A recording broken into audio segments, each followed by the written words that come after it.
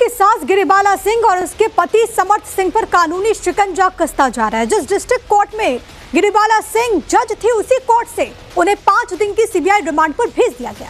अब सीबीआई गिरिबाला और समर्थ दोनों से सख्त सवाल करेगी। 12 मई का वो सच निकालेगी जिस दिन त्रिशा की मौत हुई थी। सीबीआई गिरिबाला सिंह से अकेले पूछताछ करेगी। सबसे पहले आपको ब्रेक ब्रेकिंग बता दूं, बयान का मिलान समर्थ सिंह के बयान से किया जाएगा।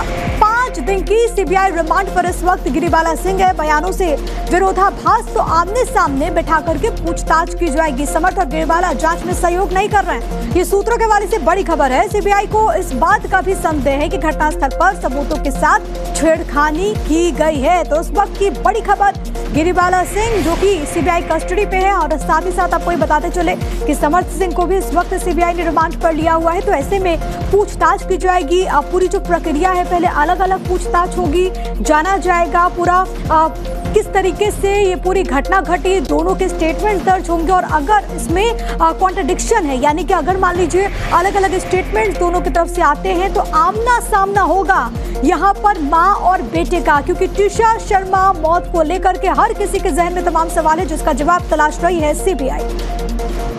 मुख्य रूप से रिमांड की जो शर्तें जो मांगी उन्होंने सीबीआई ने जिस आधार पे मांगी हैं, वो आधार ये थे कि टेम्परिंग ऑफ एविडेंस हो सकती है। इसके बाद जिस तरीके से इनके भागने फरार होने की संभावना, इन्फ्लुएंशियल लोग हैं। इसके बाद शुरू से पूरी इन्वेस्टिगेशन सीबीआई को करनी है।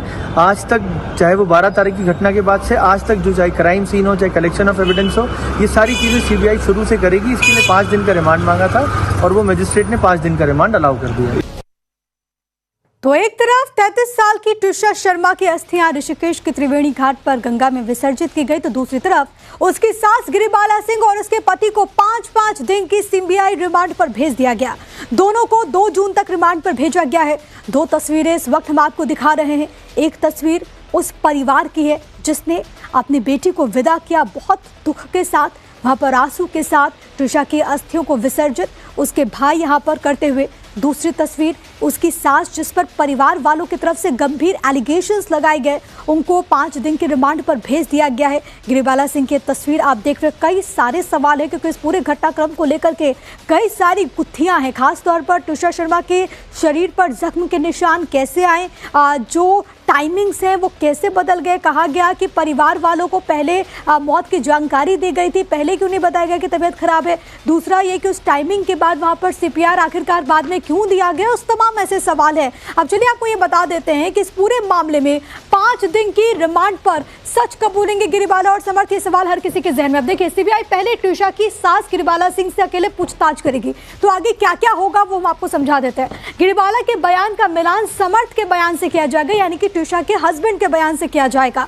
बयानों में अगर विरोधाभास है तो दोनों को आमने सामने बिठा करके सीबीआई के अधिकारी पूछताछ करेंगे।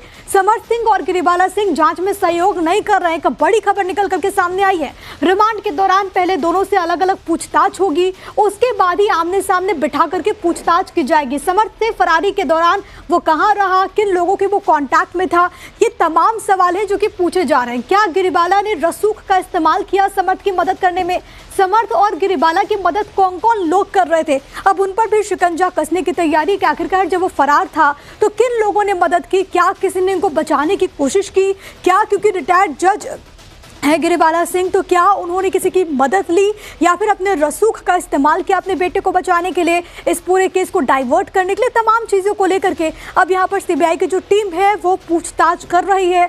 खबर ये भी है कि अगर स्टेटमेंट्स में कुछ बदलाव नजर आते हैं तो आमने सामने बिठा करके यहाँ पर पूछताछ की जाएगी। अब त्रिशा शर्मा का परिवार शुरुआत से इस मौत को संदिग्ध मान रहा है, निष्पक्ष जांच की मांग कर रहा है, और इसी दबाव के बाद मध्य प्रदेश सरकार ने केस सीबीआई को सौंपा। अब आपको ये बताते हैं कि सीबीआई ने जो एफआईआर दर्ज की उसमें क्या है, तो एक एक करके आप जान लीजिए। 12 मई 2026 यही वो दिन जब त्रिशा की संदिग्ध परिस्थितियों में मौत होती है। इसके बाद सीबीआई ने बीएनएस की धारा 80(2), 85, 3(5) में केस दर्ज कर लिया है। ये सेक्शन हम आपको बता रहे हैं। धारा 80(2) जो है वो दहेज का है, हत्या का। 85 पति के रिश्तेदार द्वारा क्रूरता।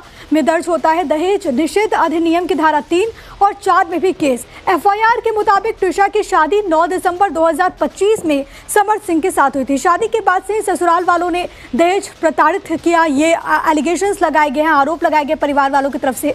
ट्रिशा का मानसिक शारीरिक टॉर्चर हो रहा था, ये बात भी कही गई है। केस में समर्थ और गिरिबाला आरोपी बनाए गए हैं। ये एफआईआर हम आपको बता रहे हैं कि सीबीआई ने जो एफआईआर दर्ज की है उसमें कौन कौन से पॉइंट्स हैं यहाँ पर।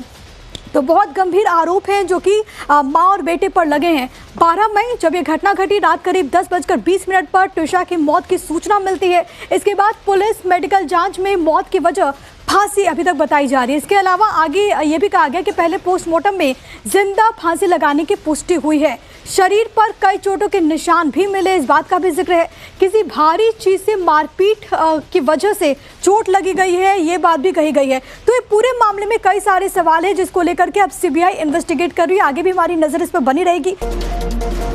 मुख्य रूप से रिमांड की जो शर्तें जो मांगी उन्होंने सीबीआई ने जिस आधार पे मांगी हैं वो आधार ये थे कि टेम्परिंग ऑफ एविडेंस हो सकती है। इसके बाद जिस तरीके से इनके भागने फरार होने की संभावना, इन्फ्लुएंशियल लोग हैं। इसके बाद शुरू से पूरी इन्वेस्टिगेशन सीबीआई को करनी है।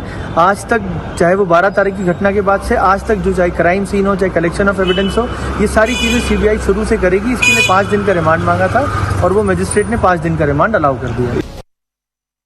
तो एक तरफ 33 साल की ट्रिशा शर्मा की अस्थियां ऋषिकेश के त्रिवेणी घाट पर गंगा में विसर्जित की गई, तो दूसरी तरफ उसकी सास गिरिबाला सिंह और उसके पति को 5-5 दिन की सीबीआई रिमांड पर भेज दिया गया।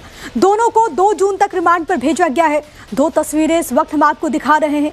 एक तस्वीर उस परिवार की है जिसने अपनी बेटी को विदा किया, बहुत दुख के साथ, वहां पर आंसू के साथ ट्रिशा की अस्थियों को विसर्जित उसके भाई यहां पर करते हुए। दूसरी तस्वीर उसकी सास, जिस पर परिवार वालों की तरफ से गंभीर एलिगेशंस लगाए गए, उनको 5 दिन के रिमांड पर भेज दिया गया है। गिरिबाला सिंह की तस्वीर आप देख रहे हैं। कई सारे सवाल हैं क्योंकि इस पूरे घटनाक्रम को लेकर के कई सारी गुत्थियां हैं। खासतौर पर ट्रिशा शर्मा के शरीर पर जख्म के निशान कैसे आए, जो टाइमिंग्स हैं वो कैसे बदल गए। कहा गया कि परिवार वालों को पहले मौत की जानकारी दी गई थी, पहले क्यों नहीं बताया गया कि तबीयत खराब है। दूसरा ये कि उस टाइमिंग के बाद वहां पर सीपीआर आखिरकार बाद में क्यों दिया गया, उस तमाम ऐसे सवाल है। अब चलिए आपको ये बता देते हैं कि इस पूरे मामले में 5 दिन की रिमांड पर सच कबूलेंगे गिरिबाला और समर्थ, ये सवाल हर किसी के जहन में। अब देखिए, सीबीआई पहले ट्रिशा की सास गिरिबाला सिंह से अकेले पूछताछ करेगी, तो आगे क्या क्या होगा वो हम आपको समझा देते हैं। गिरिबाला के बयान का मिलान समर्थ के बयान से किया जाएगा, यानी कि ट्रिशा के हस्बैंड के बयान से किया जाएगा।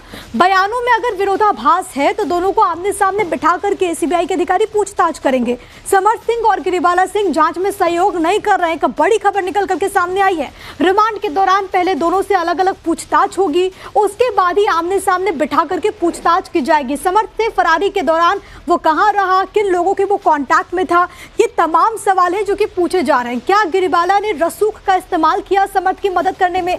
समर्थ और गिरिबाला की मदद कौन कौन लोग कर रहे थे? अब उन पर भी शिकंजा कसने की तैयारी कि आखिरकार जब वो फरार था तो किन लोगों ने मदद की, क्या किसी ने इनको बचाने की कोशिश की, क्या क्योंकि रिटायर्ड जज है गिरिबाला सिंह तो क्या उन्होंने किसी की मदद ली या फिर अपने रसूख का इस्तेमाल किया अपने बेटे को बचाने के लिए, इस पूरे केस को डाइवर्ट करने के लिए। तमाम चीज़ों को लेकर के अब यहाँ पर सीबीआई की जो टीम है वो पूछताछ कर रही है।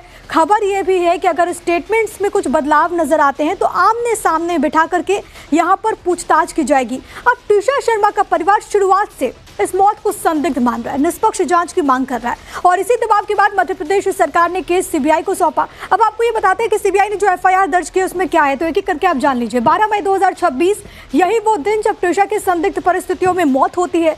इसके बाद सीबीआई ने बीएनएस की धारा 82, 85, 35 में केस दर्ज कर लिया है। ये सेक्शन हम आपको बता रहे हैं। धारा 82 जो है वो दहेज